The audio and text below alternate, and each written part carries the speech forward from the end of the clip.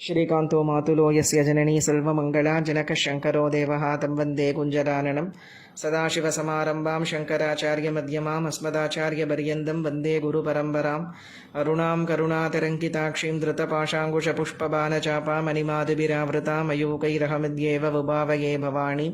जय जय जगदम्ब शिवे जय जय कामाक्षी जय जयाद्रीसुते जय जय महेश दयिते जय जय चिद्गगन कौमुदीतारे। ओम श्रीमात्रे नमः। सकल भुवनங்களுக்கும் ஆதாரமா விளங்கக்கூடிய லலிதா மகாத்ரிபுர சுந்தரி பராபட்டாரிகையான ஸ்ரீமாதாவினுடைய அவ்வியாஜமான கருணா கடாட்சத்தோட கூட்ட பராசக்தியினுடையதான முக்கியமான வைபவத்தை சிந்தனை செய்ய போறோம். அம்பாள் மகிஷாசுரனை சம்ஹாரம் பண்ணின அற்புதமான சரித்திரத்தை சமஸ்த புராணங்களும் சொல்லுறது. மார்கண்டேய புராணத்திலே, தேவி மகாத்மியத்திலேயும், சிவபுராணத்திலேயும், தேவி பாகவதத்திலேயும், இன்னும் அநேக புராணங்கள்ல லோகமாதாவானவள் மகிஷாசுரனை எப்படி சம்ஹாரம் பண்ணினாங்கிற விஷயத்தை சொல்லி இருக்கா. ஆனா இந்த மகிஷ சம்ஹாரத்தை பத்தி ரொம்ப விசேஷமா சொல்லக்கூடியதான ஒரு புராணம் எதுன்னா காளிகா புராணம். 18 உப புராணங்களிலே முக்கியமான ஒரு உப புராணம் காளிகா புராணம் அப்படிங்கிறது. பரதேவதைய காளிகா ஸ்வரூபத்தினுடையதான வைபவத்தை ரொம்ப விஸ்தாரமா சொல்றான். ஸ்பெசிபிக்கா சொல்லணும்னு சொன்னாக்க காமாக்கியா கஷேத்திரத்திலே விளங்கக்கூடிய காமாக்கியா பரதேவதையினுடையதான வைபவத்தை ரொம்பவே விஸ்தாரமா சொல்லக்கூடியதான ஒரு புராணம் அப்படின்னாக்க காளிகா புராணம். தேவி மகாபாகவதம், தேவி புராணம், காளிகா புராணம், இந்த 3 புராணங்களுமே காமாக்கியா பரதேவதையினுடைய வைபவத்தை விசேஷமா சொல்லுறது. தட்சிண தேசத்திலே ஸ்ரீசக்கர பிந்துஸ்தானத்துல பஞ்சபிரேத மகாமஞ்சத்தின் மேல எப்படி சாட்சாத் பரதேவதையானவள் காமாட்சி மகா திரிபுர சுந்தரியா காஞ்சிபுரத்தில் பிரகாசிக்கிறாளோ அதுபோல வடதேசத்திலே பார்த்தோன்னு சொன்னாக்க முக்கியமான ஒரு தாந்திரிக கஷேத்திரமாக ஸ்ரீசக்கர பீடத்தினுடைய மத்திய பிந்துஸ்தானத்தில் 6 முகங்களோட கூட ஷடாம்நாயங்களே 6 ஆம்நாயங்களே 6 முகமாக விளங்க சாட்சாத் பரதேவதையானவள் காமாக்கியாங்கிற அற்புதமான ஸ்வரூபத்தோட விளங்குதாங்கிறத புராணமானது விசேஷமா சொல்லுறது.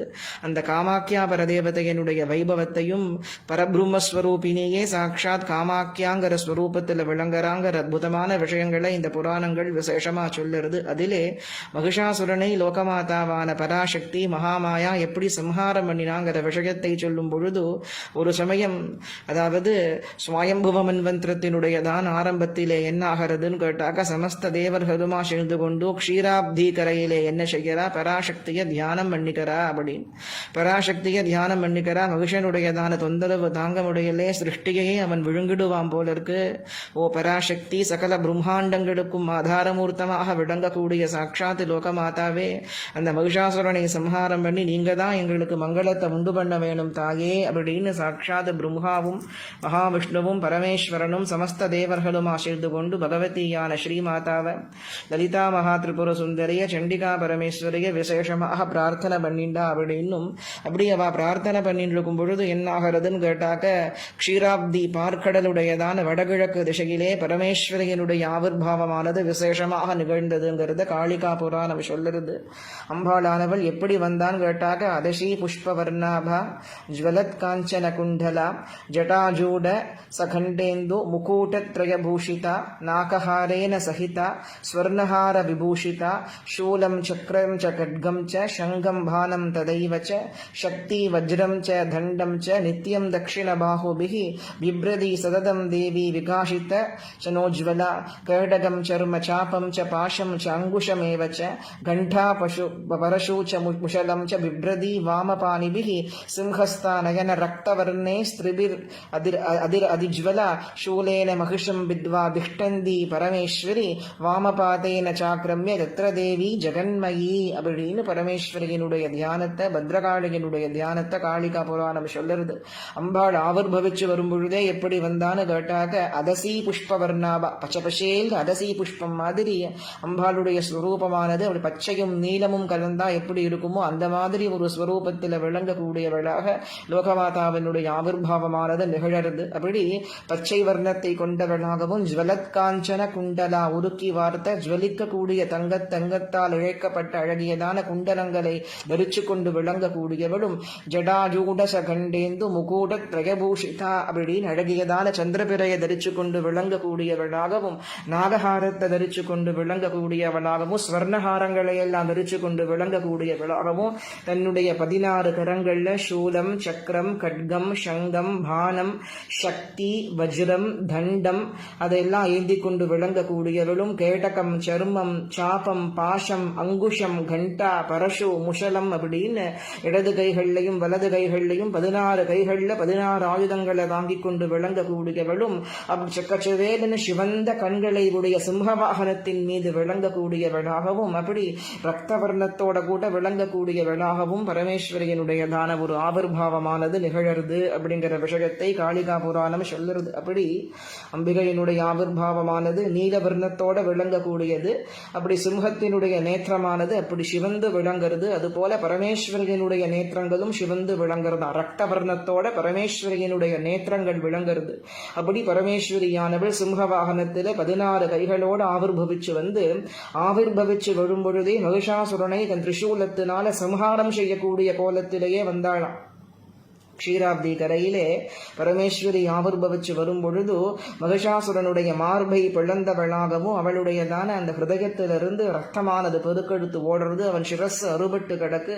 அப்படி விளங்கக்கூடியதான மகிஷாசுர மர்தினியாவே பத்ரகாளியானவள் ஆவிர்பவிச்சு வந்தாளாம். தேவர்களுக்கெல்லாம் ஆச்சரியம் தாங்கல்ல.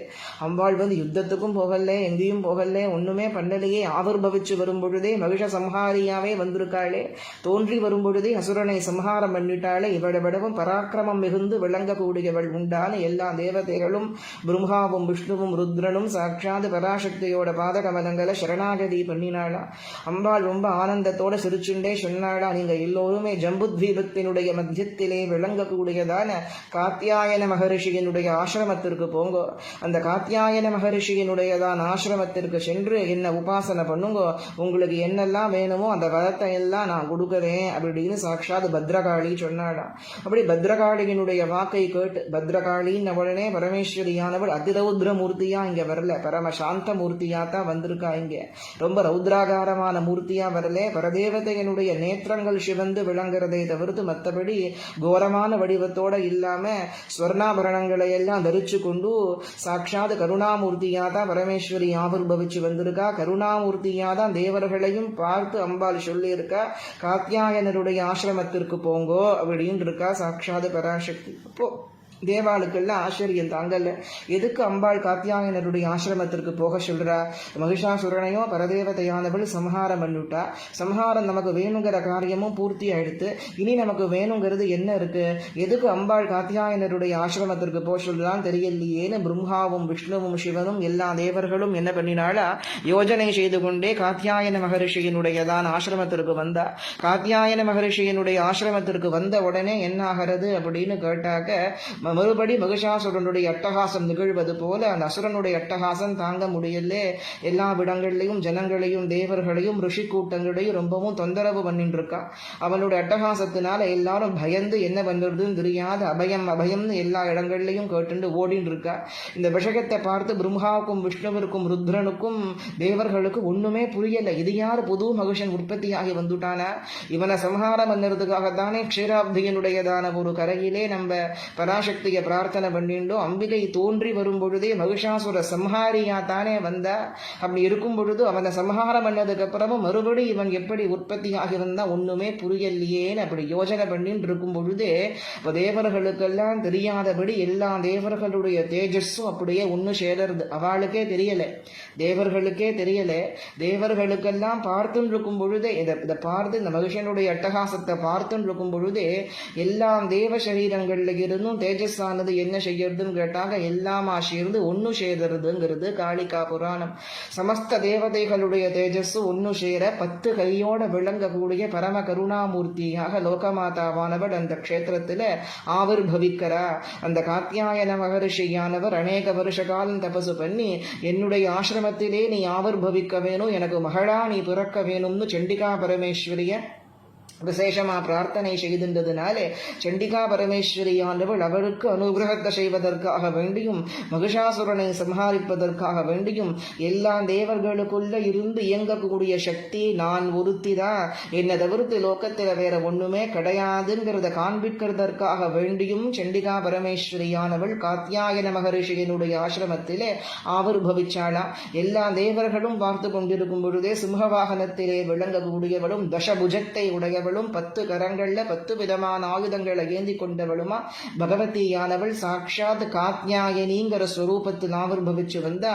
எல்லா தேவர்களும் மறுபடி பரமேஸ்வரியை சரணாகதி பண்ணி இந்த மகிஷாசுரனை சம்ஹரிச்சு எங்களுக்கு மங்களத்தை உண்டு பண்ணுங்கோ தாயே அப்படின்னு பிரார்த்தனை செய்து கொள்ள அநேக வருஷ காலம் லோகமாதாவானவள் தொந்தரவு கொடுத்துண்டு வந்த மகிஷாசுரனை ஒரு க்ஷணத்திலே சம்ஹாரம் பண்ணிவிட்டா அப்படிங்கிறது விசேஷமா சொல்ல. திரிசூலத்தினால மகிஷாசுரனுடைய மார்பை பிளந்து அந்த பரமேஸ்வரியானவள் அவனுக்கு கைவல்ய மோட்சத்தை கொடுத்து அனுகிரகத்தை பண்ணினாங்கிறத விசேஷமா சொல்லி இருக்கா. அப்போ இது என்ன ஒரு சம்சயம்னு கேட்டாக்க இந்த சம்சயத்தை சாட்சாத் மார்கண்டேயர் கேட்கத. நீங்க சொல்றீங்களே ஏற்கனவே பத்ரகாளியாக வரும்பொழுது மகிஷாசுரனை சம்ஹாரம் பண்ணின கோலத்துல தான் வந்தா.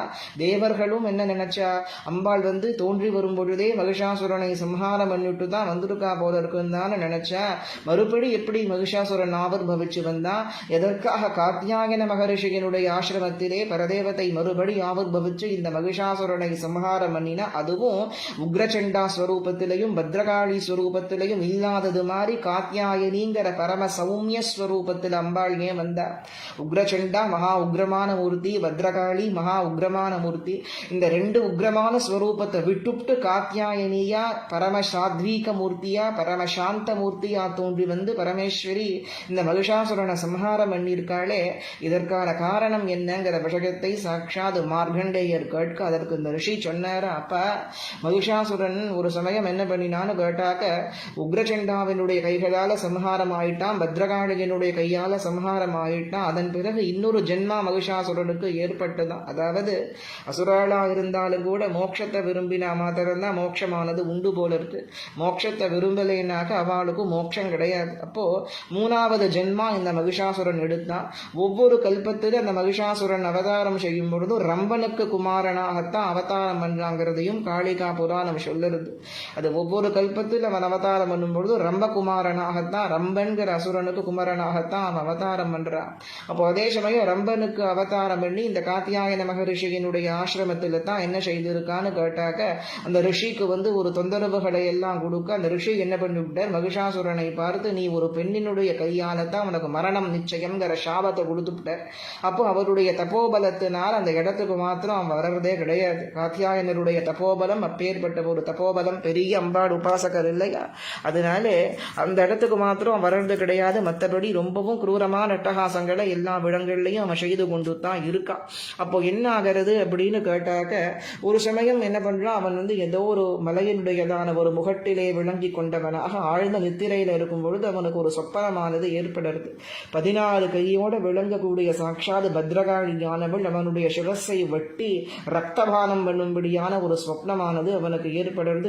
விதிர்த்து மகிஷாசுரன் எழுந்துக்கிறானா, ஓஹோ இதுதான் சாட்சாத் பராசக்தி போல இருக்கு, இவளுக்கு மேல வேற ஒண்ணுமே கிடையாது, இவளுடைய கரங்களால சமகரிக்கப்பட்டதுனால தான் இந்த ஜென்மாவில நமக்கு ஞானமானது ஏற்பட்டிருக்குன்னு நினைச்சுட்டு என்ன பண்ணினானா, அநேக வருஷ காலம் அன்ன ஆகாரம் இல்லாதபடிக்கு சாட்சாத் மகிஷாசுரன் பரமேஸ்வரியை குறிச்சு உக்ரமா தபசு இருந்தாங்கிறத காளிகா உபபுராணம் சொல்லுறது. இந்த விஷயங்கள் எல்லாம் வேற எந்த புராணங்கள்லையுமே கிடையாது, தந்திரசாஸ்திரங்கள்ல மாத்திரம் விளங்குறது, காளிகா புராணத்துல விளங்குறது.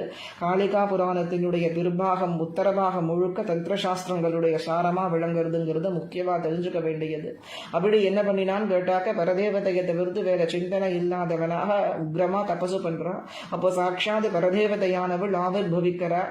எந்த ஸ்வரூபத்தில் அம்பாள் ஆவிர்பவிக்கிறான்னு கேட்டா, இந்த 16 கையோட விளங்குற பத்ரகாளி ஸ்வரூபத்தை பார்த்தோமே, இந்த பத்ரகாளி ஸ்வரூபத்தோடையே சாட்சாத் பரமேஸ்வரியானவள் ஆவிர்பவிக்கிறார். அப்ப பரம கருணாமூர்த்தியா ஆவிர்பவிக்கிறாள் அம்பாள். ரௌத்ரகாரமான மூர்த்தமா இல்லாத பரம கருணாமூர்த்தியா ஆவிர்பவிச்சு மகிஷாசுரனுக்கு என்ன வரம் வேணும்னு கேட்கிறா. அப்ப அவன் சொன்னான, அம்மா உன்னுடைய ஸ்வரூபத்தை பார்த்த மாத்திரத்திலேயே எனக்கு ஆனந்தமானது ஏற்பட்டு போயிடுத்து. நான் ஸ்வப்னத்தில் எந்த ஸ்வரூபத்தை கண்டேனோ கோரமான மூர்த்தமா விளங்கி கொண்டு என்னுடைய சிரஸை வெட்டி ரத்தபானம் பண்ணும்படியான ஒரு மூர்த்தத்தை கண்டேன். ஆனா நீங்களோ இப்ப பரம கருணாமூர்த்தியா சாத்வீக மூர்த்தியாக நீங்க இங்க ஆவிர்பவிச்சு வந்திருக்கள். உங்களுடைய பாதார விந்தங்கள்ல எனக்கு எப்பொழுதும் பக்தியானது இருக்கணும். இந்த ஜென்மாவிலேயும் எனக்கு உங்களுடைய திருக்கரங்களாலே தான் மரணம் அப்படிங்கிறது எனக்கு நன்னா தெரியும். ஏன்னு கேட்டா அவ்வளவு கருமா அவன் பண்ணியிருக்கான். அந்த கருமா பண்ணினான்னா அந்த கருமாவுக்கு நிறைய ஜென்மா எடுக்கணும். அப்போ பரதேவதையனுடைய திரிசூலத்தினால சம்ஹாரம் ஆகிட்டா அவனுக்கு ஜென்மா கிடையாது, கைவல்ய மோட்சமானது ஏற்பட்டு போயிடுறது இல்லையா? அதனால என்ன பண்ணினா அப்படின்னு கேட்டாக்க அவன் சொன்னானா, உங்களுடைய கையால தான் மரணம் அப்படிங்கிறது எனக்கு தெரியும். எனக்கு ஒரே ஒரு 2 வரம் கொடுங்க. நீங்க எனக்கு 2 வரத்தை கொடுத்து நீங்க எனக்கு அனுகிரகத்தை செய்யணும். தேவர்கள் மாதிரி எனக்கும் யஜ்ஞத்தில் அவிர்வாகம் வேணும் அப்படிங்கிறது முதல் வரம். 2வது வரம், உங்களுடைய பாதார விந்தத்தை விட்டு நான் என்னைக்கும் நீங்கவே கூடாது. உங்களுடைய பாதார விந்தத்துல கீழே எப்பொழுதும் நான் சாஸ்வதமா இருந்துன்னு இருக்கணும். இந்த 2 வரத்தை நீங்க எனக்கு கொடுத்து அனுகிரகத்தை செய்யுங்கோ தாயே அப்படின்னு பிரார்த்தனை செய்து கொள்ள சாட்சாத் பத்ரகாளி சொன்னாளா, குழந்தை அப்படியே ஆகட்டம்பா. இன்னி பரியந்தம் யாரெல்லாம் என்ன உபாசனை செய்யறாளோ அவ அத்தனை பேரு உன்னை உபாசனை பண்ணினா மாத்திரம்தான், உனக்கு அபிர்வாகங்களை கொடுத்தா மாத்திரம்தான், உன்னையும் சேர்த்து பூஜை பண்ணினாதான் அந்த பூஜையினுடைய பலனானது அவளுக்கு கிடைக்கிறது. இன்னைக்கும் சண்டி ஹோமத்துல சிம்ஹத்திற்கும் மகிஷனுக்கும் பூஜையானது உண்டு. அது தேவி மகிஷாசுரனுக்கு கொடுத்ததான ஒரு வரம். அது மாத்திரம் இல்லாம இந்த க்ஷணத்திலிருந்து இந்த ஜென்மாவிலே நீ என் கையால் சம்ஹாரம் செய்யப்பட போற. அதன் பிறகு உன்னுடைய சிரஸானது என்னுடைய பாதார விந்தத்தின் கீழே எப்பொழுது இருக்கும்படியான ஒரு பரம சௌபாகியத்தை நான் உனக்கு கொடுக்கறேன் அப்படின்னாலா சாட்சாத் பகவதி பத்ரகாளி. அப்போ மகிஷாசுரன் மறுபடி பரமேஸ்வரியினுடைய பாதங்களுக்கு சரணாகதி செய்து, அம்மா உங்களுடைய ஸ்வரூபத்தை எல்லாம் தரிசனம் பண்ணும்படியான ஒரு சௌபாகியத்தை கொடுங்கோ. பூர்வம் உனக்கு உக்ரச்சண்டாங்கிற ஸ்வரூபத்தில் விளங்கி கொண்டு நீங்க எனக்கு என்னை சம்ஹாரம் பண்ணினேளே அந்த வடிவத்தை நான் பார்ப்பதற்கு ஆசைப்படுறேன்னா மகிஷாசுரன். அப்போ அம்பாள் சொன்னாலாம், இது என்னுடைய வடிவம், பத்ரகாளின்னு பேரு. இதற்கு முன்னாடி 18 கையோட விளங்கக்கூடிய உக்ரச்சண்டிகாங்கிற வடிவத்துல உன்னை சம்ஹாரம் பண்ணினேன். அந்த வடிவத்தை காட்டுறேன் பாரு அப்படின்னு சாட்சாத் பரமேஸ்வரியானவள் அந்தர்தானமாகி உக்ரச்சண்டிகாங்கிற வடிவத்துல 18 கைகள்ல 18 ஆயுதங்களை நிலவலும் அக்னியை கக்கக்கூடிய நேத்திரங்களையும் திருவாக்கையும் கொண்டவனாகவும் தேவர்களும் பயந்து நடுங்கும்படியான ஒரு ஸ்வரூபத்தை கொண்டவனாகவும் மகிஷாசுரனுக்கு தரிசனம் கொடுத்து அந்த கல்பத்திலே மகிஷாசுரனை உக்ரச்சண்டிகையான ஸ்ரீமாதா எப்படி சம்ஹாரம் பண்ணினாங்கிற வைபவத்தை காண்பிச்சாடா.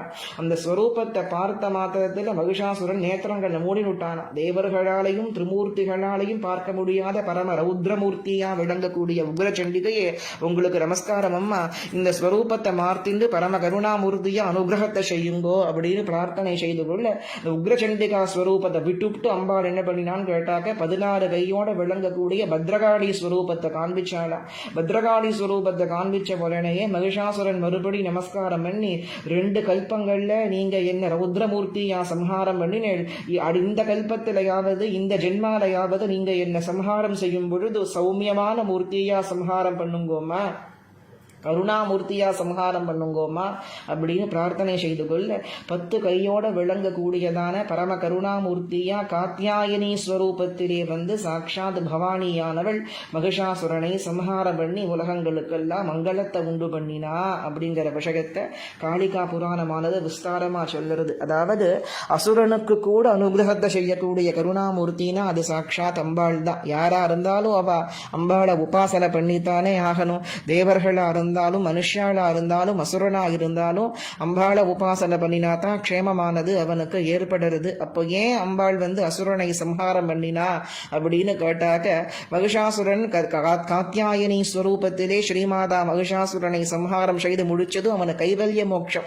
அவன் திரிசூலமானது தேவகனுடைய திரிசூலமானது பரதேவதையனுடையதான திரிசூலமானது மகிஷனுடைய மார்புல பட்ட மாத்திரத்தில் ஹிருதயத்துல பட்ட மாத்திரத்தில் அவனுடைய அஞ்ஞானம் அழிஞ்சு போயிடுது. 2வது அவன் அம்பாள் கிட்ட எனக்கு மோட்சத்தை கொடுத்துடும், இன்னொரு ஜென்மா வேண்டான்னு அவன் பிரார்த்தனை பண்ணிவிட்டான். அப்போ அவனை சம்ஹாரம் செய்யலை அப்படின்னு சொன்னாக்க என்ன ஆகும்னு கேட்டா, அவனை அம்பாள் மன்னிச்சு விட்டுட்டான்னு கூட அவன் கர்மாவின் காரணமா அநேக ஜென்மங்கள் எடுக்கும்படியா நிகழ்ந்திருக்கும். அப்போ அம்பாள் என்ன செய்யறா அப்படின்னு கேட்டாக்க, அவனுக்கு இன்னொரு ஜென்மாவே இல்லாதபடி திரிசூலத்தினால் அவன் ஹிருதயத்தை குத்தி அவன் ஹிருதயத்தில் இருக்கிற அஜ்ஞானத்தை எல்லாம் அழிச்சு அவனுடையதான ஒரு ஆத்மாவை தன்னுடைய பாதார விந்தங்கள்ல சேர்த்துண்டு பரம க்ரூர ராட்சசனா விளங்கிய பொழுதிலும் கூட மகிஷாசுரனுக்கும் அனுகிரகத்தை செய்தா பராசக்தினா காத்யாயனியை விட பரம கருணாமூர்த்தி கிடையாது.